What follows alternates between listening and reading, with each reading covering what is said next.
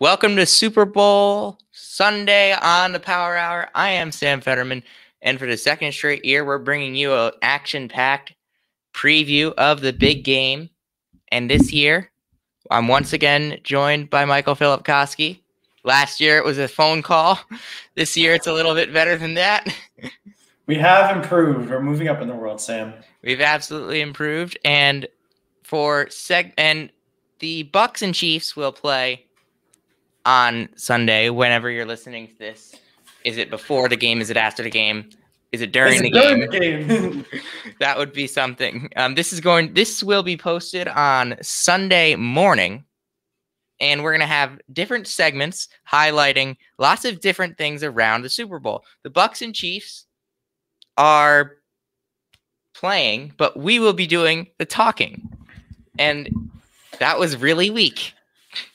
Yeah, I don't think you want me to do the playing, so I'm happy to be doing the talking. Yeah.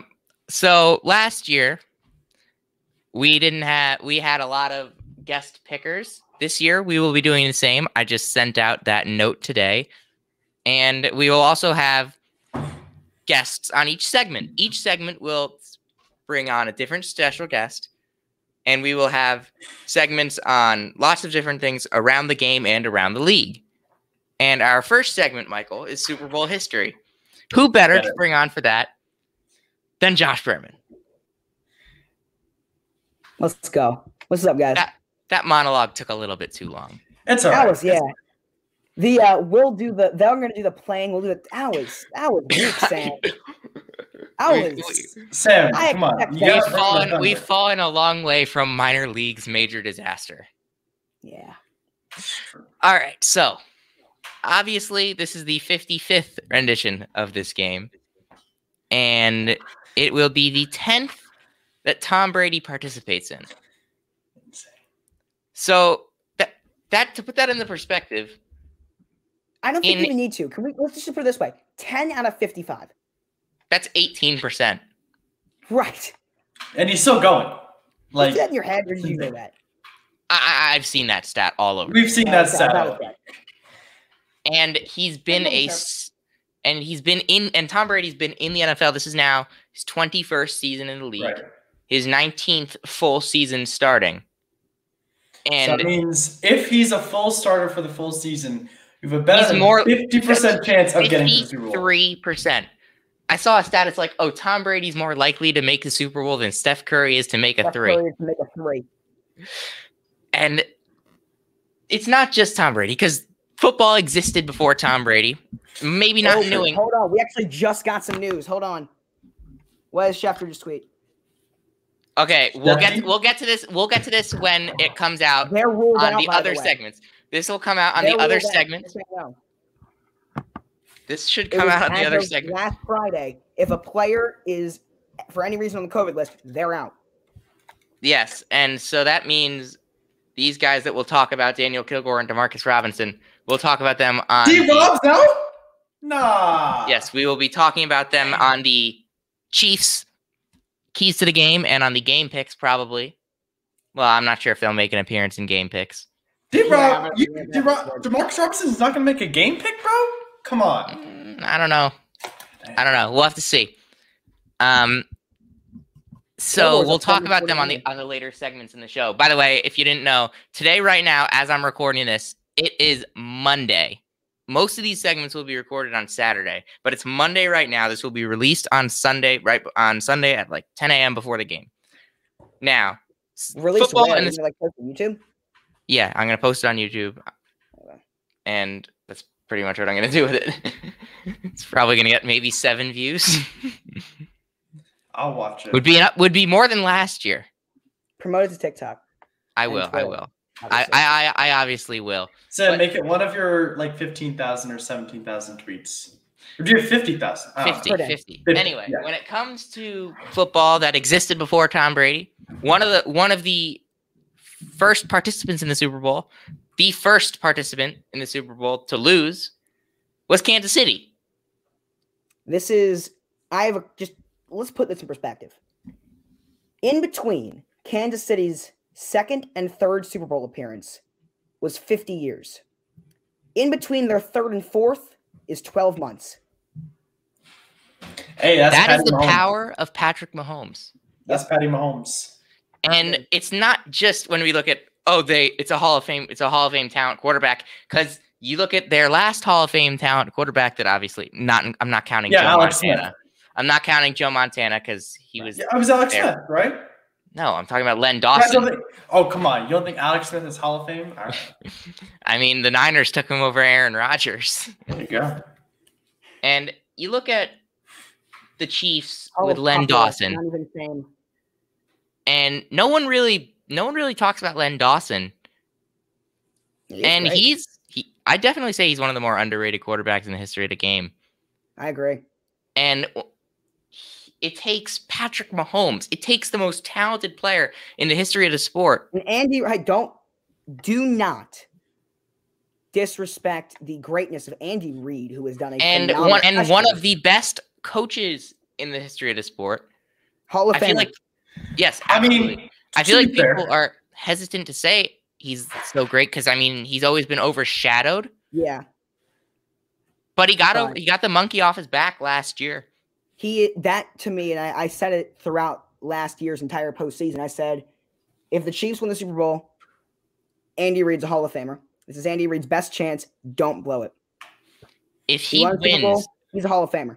Yeah, if he wins again this year, he'll become. How many coaches have won multiple Super Bowls? I should have done this research. They're not many.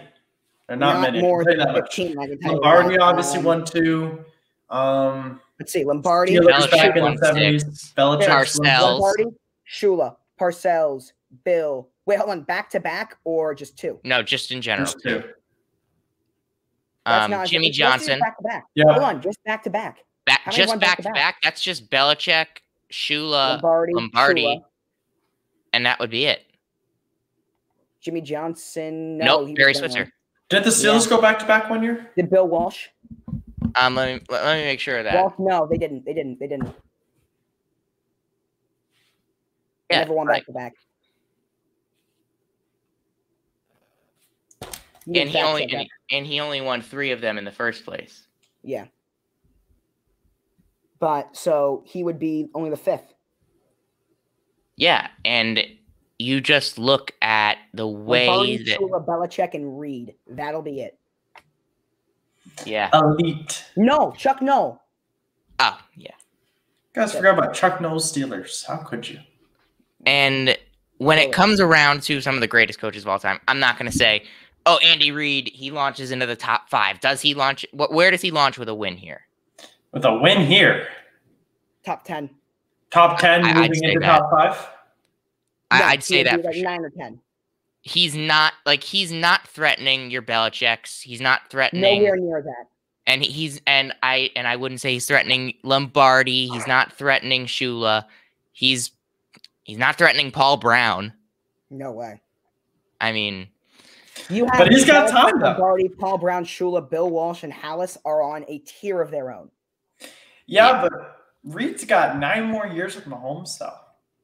And I actually don't know how long Reid is going to last. I feel like he might want to be done after a year or 2 after this. You think?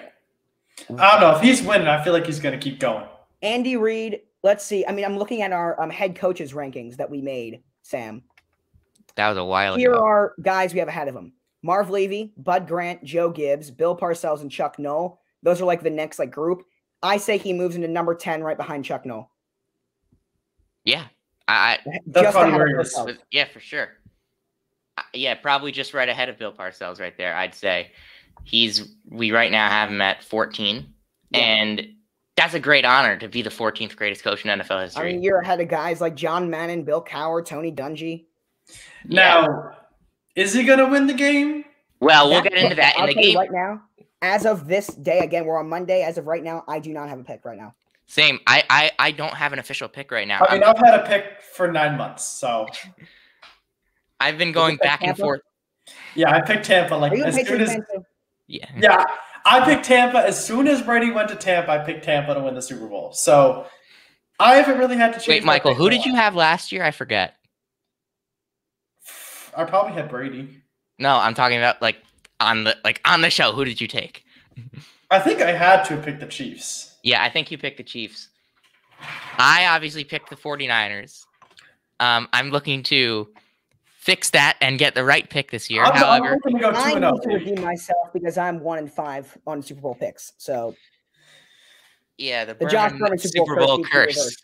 Yes, we need to. All right, you can pick the Chiefs then, just so the curse lives on. By the way, this Thursday, you know what's coming, right? The Al Davis 30 for 30. Oh, that's going to be something. So we might actually do some talking. We might do some talking about that on the show, on the Super Bowl segments that we do on Saturday. Yeah. And anyway, just Andy Reid. I did not think that we were going to be talking much about Andy Reid in the Super Bowl history segment, but no, he should be. I mean, this is also his third appearance. It's his third appearance. He had those years with the Eagles where he just came agonizingly close every single year. And it's just his second versus Brady as well. I think he's only the third coach ever to go to a Super Bowl with two different teams. And Brady's one of the few quarterbacks to go to a Super Bowl with two different teams. We got a lot of firsts. Parcells. Warner did it. Parcells. Warner did it, yeah. Manning did it. Oh, you said quarterback? But is Brady the first to do it in two separate conferences? Maybe. I don't know. I don't know off the top of my head. Let me just think about that. When he would definitely be. I can't think of one. Well, we talk about history. The Bucs are the first and only team to play a Super Bowl in their home stadium. I won a Super Bowl first year. First Super Bowl without a full crowd. Now that is Earl Morrall. Wait, no, he didn't start with the Dolphins. He wasn't the starter. No, he was not the starter. Bob Greasy started. Yeah, I was about to say. But that was a good pull. That was a good pull. Hey, Jimmy G. Does Jimmy G count? He wasn't the starter, but no, it's not. Technically, he's played a Super Bowl in two different conferences. Technically, I guess, but no, that doesn't work. And also, I mentioned this to Josh earlier today. LaShawn McCoy could join LeGarrette Blount, Chris Long, and Brandon Browner as the only players in my knowledge to have won back-to-back Super Bowls, with the second one coming against the team they won the first one with. And are most of those Patriots players? LeGarrette Blount was a Patriots player. Chris Long, both. They all played for the Patriots. Yeah, and then Brandon Browner, yeah. Yeah.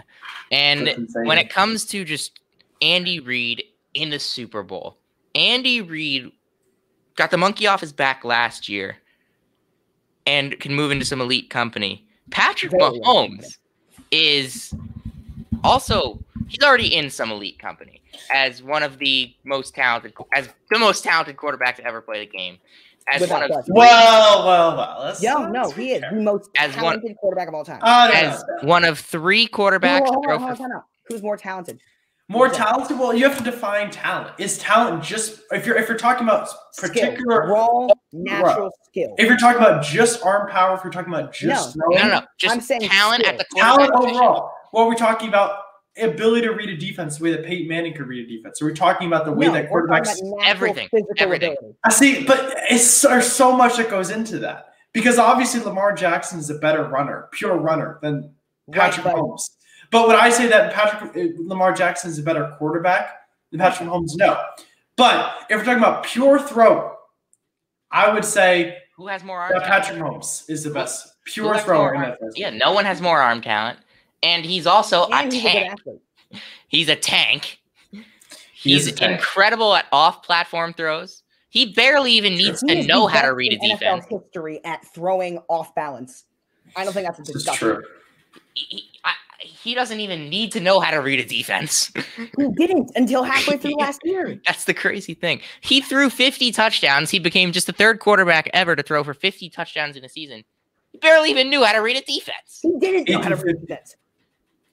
He led the league in QBR that in his MVP season. This guy's open, and he threw it. Now, it does help that he has Travis Kelce and Tyreek on his team. Now, yes, it does. It does. Not fulfill the point that he has the best tight end in the NFL this season and a top 5 receiver. Yeah, but let's go through all these. He's also the all-time leader in passer rating. I mean, yes, this is true, but it's also he's only played 4 seasons. But hold on, Michael. Hold on. 3 seasons. Let's go through this real quick. Joe Montana had Jerry Rice. Tom Brady, Gronk had Randy Moss. He had Randy Moss for like 2 seasons. But he had Gronk and Gronk, Welker. He had Gronk, but Gronk has been injured throughout his career. Gronk has very rarely played a full 16 games. Michael.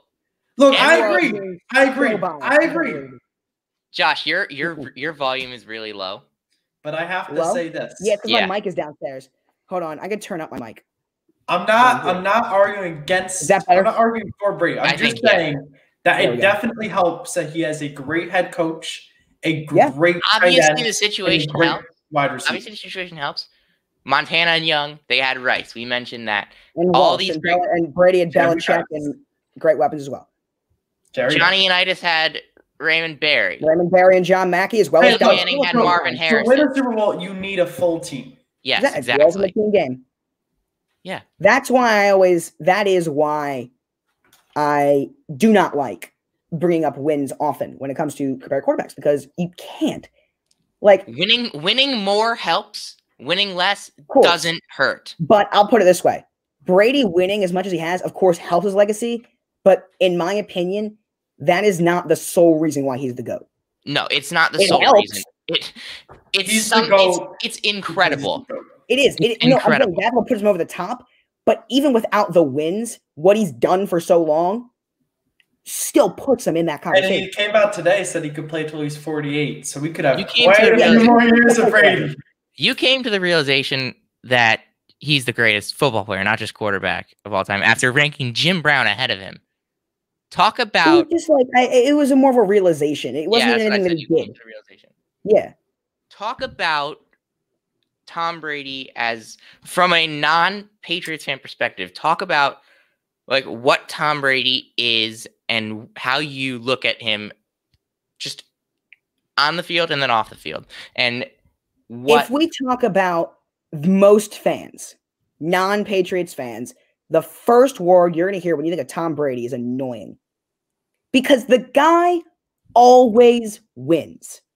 And for anyone who is not like you two who are rooting for the guy, there is nothing more annoying than watching the same guy do something so good for so long. It is, and now transferring it over to me, where for me, that is where I have viewed him his whole career as just annoying.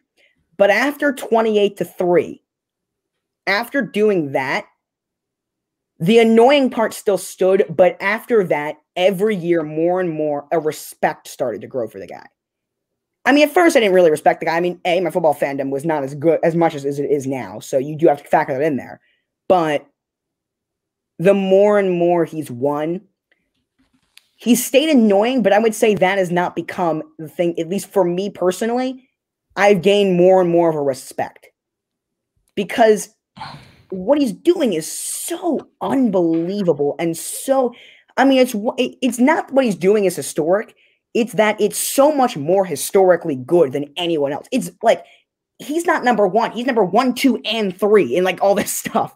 It's ridiculous what he's been able to do. Since turning 39, which is the year Peyton Manning was like the worst, which is the year he was like the worst quarterback in the league. And won a Super Bowl. Tom Brady has an MVP, 4 Super Bowl appearances, 2 Super Bowl wins. He has more playoff wins than Peyton Manning had regular season games played in. It's unbelievable. 39. Since turning 37, he has more playoff wins than any other quarterback in NFL history. And I just find it crazy to look at Tom Brady and say, this man is it just doesn't feel like he's ever gonna stop. Right. No. And I had this conversation with my grandfather, who has been lucky enough to see pretty much all of modern NFL history. He's watched every single Super Bowl. The way I am with the Ravens, he was with the Colts. And he's always been the Unitas guy. He's always been Johnny Unitas is the best, Jim Brown. And we both actually kind of came to the realization at the same time. Now Brady's number one. He admitted it for the first time ever, by the way, that Brady is number one. But I asked him, I said, here's a question. How much do you think the advantage of technology has had on Tom Brady? Because so many of the other quarterbacks that you compare him to did not have even close to the same, like the TB12 method. Had their own Alex Guerrero. Right. No one had that method. Now, exactly. No one had the Alex Guerrero, which is true. And he said, yes, that is true. And he thinks that every other, like Montana Unitas, the guys he used was Unitas, Bart Starr, Len Dawson were the guys he brought up. And he said, yeah, and Otto Graham as well. He said, yeah, those guys would have had an advantage and would have been able to do it for longer. But he doesn't think any would be able to do it for this long at this high of a level than Brady. Yeah. Which for him, who has seen those guys play, is saying something. Right. I mean, look, we look at Tom Brady and the other all-time quarterbacks of his era who had the technological advantages. Peyton Manning obviously had injuries that limited him.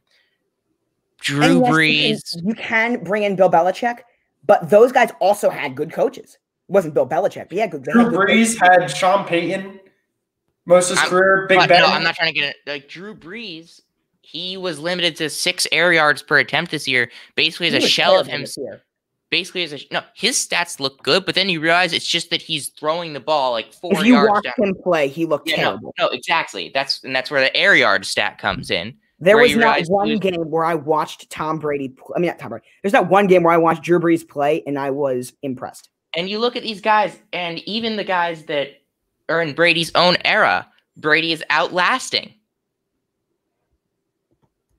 Yeah, it's unbelievable. Yeah, I mean, let's talk about the Bucs for a second, though, because the Bucs are looking to win their 2nd Super Bowl. Right, but the Bucs historically, first off, have been a bad franchise. They have the lowest winning percentage of any franchise of all time. Brady picked a random team and said, "Hey, you want to go to a Super Bowl?" That's what he did. Right, historically, quarterback-wise, in the playoffs, they've been horrendous. Right, Brady in one season has more touchdowns thrown than any other Bucs quarterback in postseason history. Consistency has never been a thing for the Bucs organization. Right. And Brady is consistently bad. Right. No, but they haven't had a consistent staple at like a certain position outside of Warren Sapp. Yeah. Yeah. And Brady took a 7-9 and Rondé Barber. So 3 guys. 3 guys who all played at the same time, by the way. Who all played at the same time are maybe the only places in the entire history of the organization that you can point out and say stability, consistency, and excellence.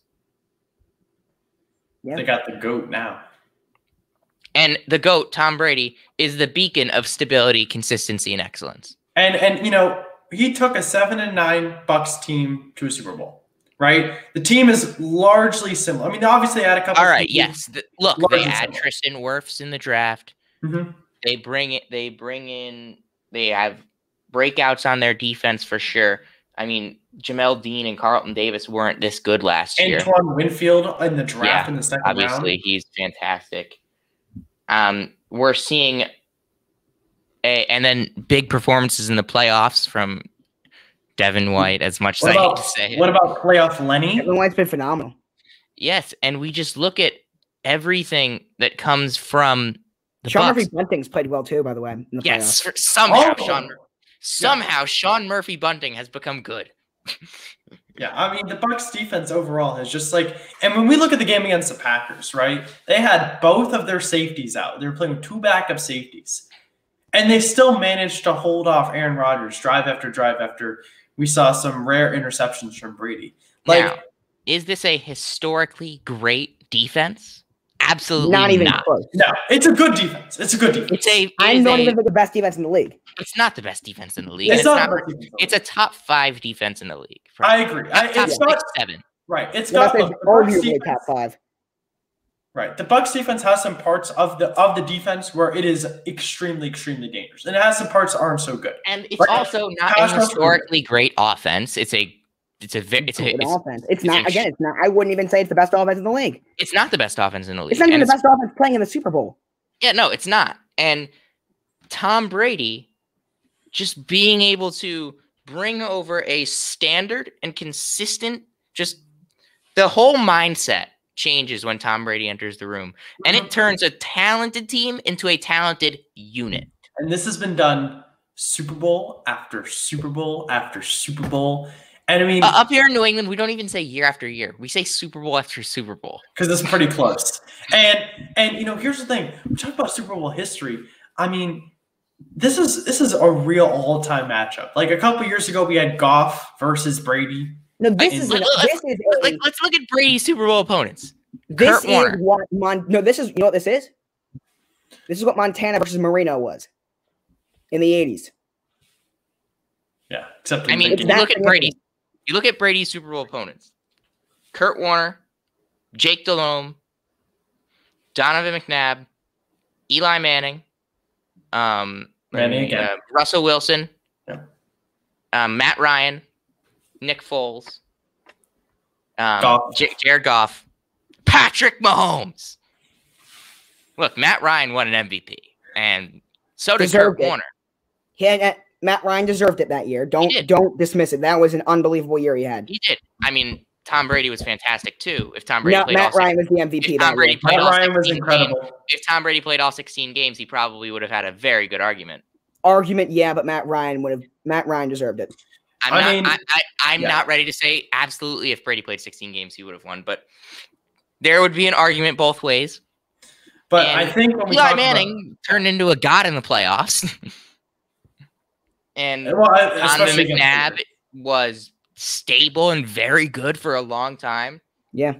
Jake Delhomme was Jake Delhomme. Hey, those 2 seasons were incredible.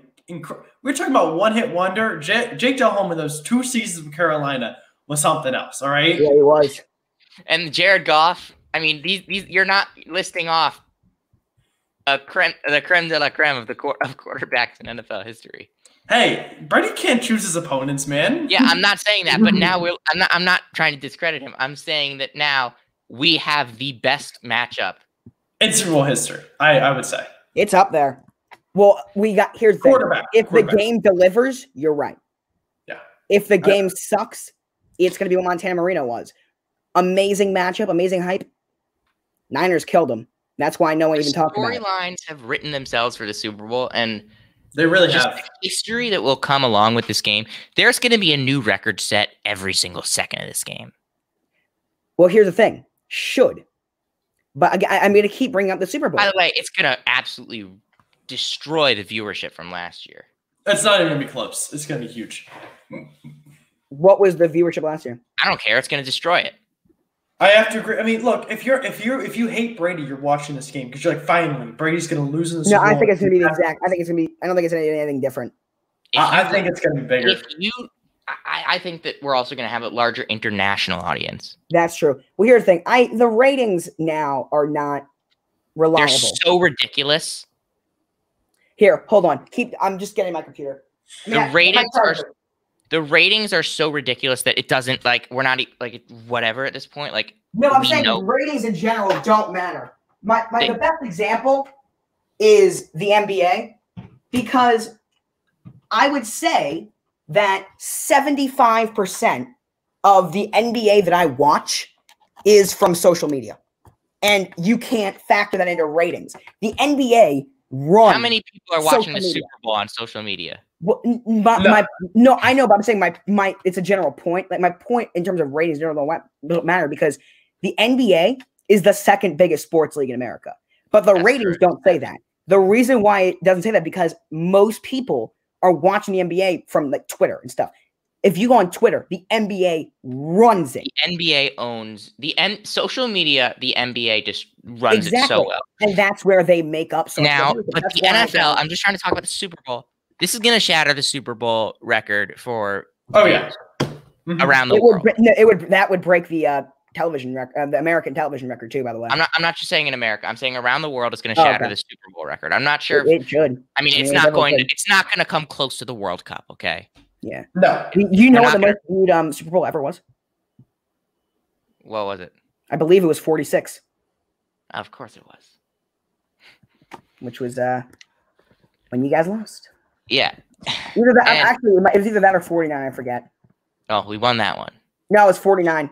Never mind. Well, that's a good one. That's a good one. Yeah, that's a good one. I mean, Happy Now, anniversary. Tom Brady and the Bucks walk into this game fresh off of controversy. Now, it's not the first time we've seen controversy come into the Super Bowl. especially with Brady. Just 2 years ago, there was a lot of controversy with the conference championship game refereeing. This is not it went away because it's stupid.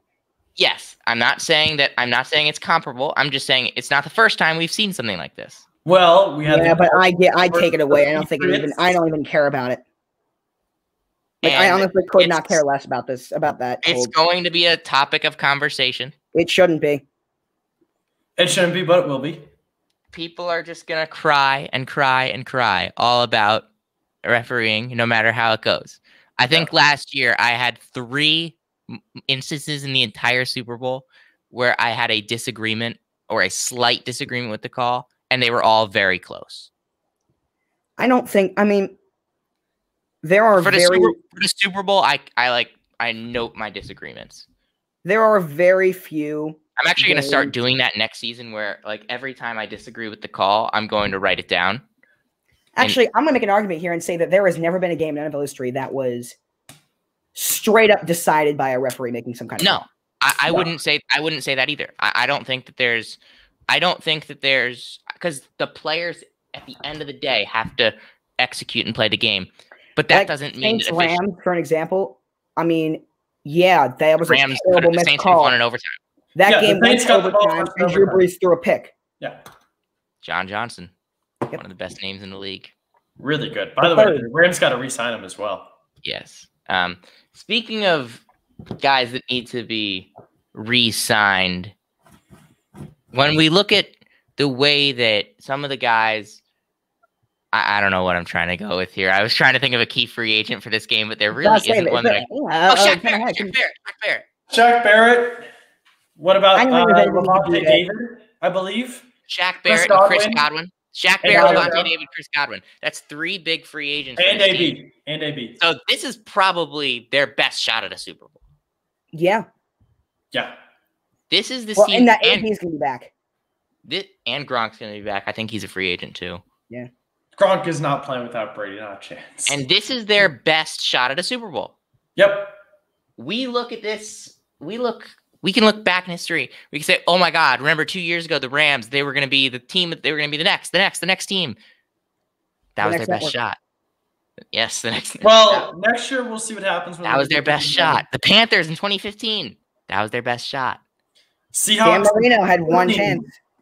Yeah, and it was against Montana. Time after time after time. And then we look back on these guys that do convert their 1 chance. You're Joe Namath.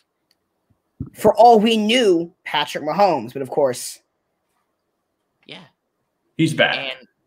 And Eli Manning converted his chances. Both of them. Yeah. And you look Brad at Johnson, Trent Dilfer. Okay. I had to. You mean the 2000 Ravens defense and the 2002 Bucks defense? Sam, I had to. You look at these guys; they convert their chances, and then the guys that missed their chances, or the guys that had the chances and couldn't convert, your Jim Kellys, and then you get, and you don't. Obviously, Tom Brady will never end up like that. But this Bucks team. For Bucks fans and like actual Bucks fans, not Brady fans. Not Brady fans. This is their best chance to win a Super Bowl in the next 10 years. Yeah, absolutely. Probably, yeah. Because even with Brady back next year, how hard is it to find a franchise quarterback, especially one that walks into a situation that you've prepared him for? You can ask Bucks fans. It's very difficult. It's how many guys have the Bucks used? Jameis Winston, Josh Freeman, Mike Glennon. Okay, what? Mike Glennon, yeah. Brad Johnson, even he wasn't even that good. Chris Sims. Yeah. Oh my God, and even Steve Young didn't succeed with the Bucks. True. It's not an easy organization to succeed with. Doug Williams didn't. Not that he was that good, but all right. He was a pretty good player. Yeah. Now, when we look at you have to convert your chances. And for the Bucks team, even though they have a rather young core, it's Tom Brady, and it's Tom Brady that dragged this team here. They have to convert their chance. All right, he didn't drag the team. I gotta say that is not true. He brought the team. That is true. By the way, I want to know your perspective here on something Danny Amendola said today. Oh yeah, I saw that. So with He said Danny Amendola, who was a player who was a part of the Patriots for a long time and was a big part of that Patriots team in the mid-2010s, he said that the Patriot way is not the Patriot way. It's Tom Brady. And while I disagree with him, I would like to know what you think about that statement. I think that as it got later into the Brady Belichick era, Brady became more independent. Right. And I think that's the perspective Danny Amendola has. But those what year was his last year? Was he there for 53? I think his last year was 52. Okay. He was on the Lions. I would say that 53, Super Bowl 53, is the best example of Bill Belichick because that was not a very good and by his standards, terrible Tom Brady. 2001 to 2006, literally until Brady's first MVP season, Brady was a borderline elite quarterback. Yeah, no, you're right. Mm-hmm. And Bill Belichick took that team and helped. He didn't 49 and 51. You can make a very strong race. 51 in particular, Brady. But you cannot discredit Bill in any of them, and definitely not in 53 or, as you said, the first three. I mean, 53 definitely, like, versus the Rams. When we talk about that Super Bowl. That's the greatest coaching performance in the history of the sport. It was a great coaching performance, but we also have to remember that Rams defense is very similar to the Rams defense that we see today. That Rams defense was for real back then. It was, there were a lot of similar pieces, and we look at, I believe, the defensive coordinator, forget his name. It was not the same Rams defense. Not at all. You had Aaron Donald. That's what's the same. That's what's the same. All right, you got Aaron Donald. He's the most John Johnson. Look, the defensive coordinator, forget his name. Whatever his name is. Brandon Staley? I think they had Wade Phillips in 2018. They had Wade Phillips in 53. So Wade Phillips is one of the best defensive coordinators against Brady specifically, historically. And we look at that. No, you know who the best is? The Chiefs defensive coordinator, Steve Spagnuolo. I said one of the best. I know. I'm just pointing it out. But, when we talk about Super Bowl 53, defensively, I agree to a certain point that, yes, it was a great coaching performance. But at the end of the day, when it came down to the end of the game and the Patriots needed to play, it was, who Brady was it? Brady to Gronk down the scene. Like Sonny Michel up the middle. James Devlin with the fullback assist. That was touch. By the way, that touchdown, I'm crediting all of it to James Devlin because Sonny Michel. I love James Devlin, man. I deserve that credit at this point. Sonny had a good year this year. I'm looking forward to seeing him play next year. He had a good year. You got to give him Don't credit. pick up his option. Yeah, Bill. I said that he was good this year. Don't pick up his option. Yeah, don't pick up the fifth-year option. Damian Harris can handle playing down the road. And we got to end this here because this is running on a 40-minute segment, and I have like 8 or 9 of these. But there we go. Obviously, that's what we do, though. That's what we do. Josh, your pick. You're gonna send your pick in. I'll send my pick in, but because I have not made it yet. Yeah, everyone knows my pick. You're gonna send your picks in, and Michael, you're obviously gonna be on the game pick segment. But everyone already knows my pick. There will be plenty more segments to come. This is just the first segment of the show. We're gonna have segments breaking down the actual game. We're also gonna have the state of the league as well as the league awards. League awards, baby. Who's MVP this season? I got one man. Tom Brady. No, I got Aaron Rodgers. Aaron Rodgers. No, it's Mike Onwenu. He's my rookie of the year. Oh yeah, obviously. Yeah. And I'm trying to get a big name from TikTok on there, and that big name is not Josh Berman. It's not. Is it Fanalize? It is. Yeah. That's what I'm trying to get on for that. Well done. I asked him today. We'll see if he gets back to me. But we'll see if that happens. Anyway, when it comes to that, you'll see it. You'll see it before I do because you'll see it in like, I don't know, an hour and a half. I'll see it in a week. Or maybe I record it tonight. I don't know. You're like Michael with all these long outros. Sam. All right. We'll see you for the next segment of the Super Bowl special. Thank you. the Michael Mursky special of these long outros. All right, thanks, Josh, for joining us. Michael, Yeah. the next segment coming soon.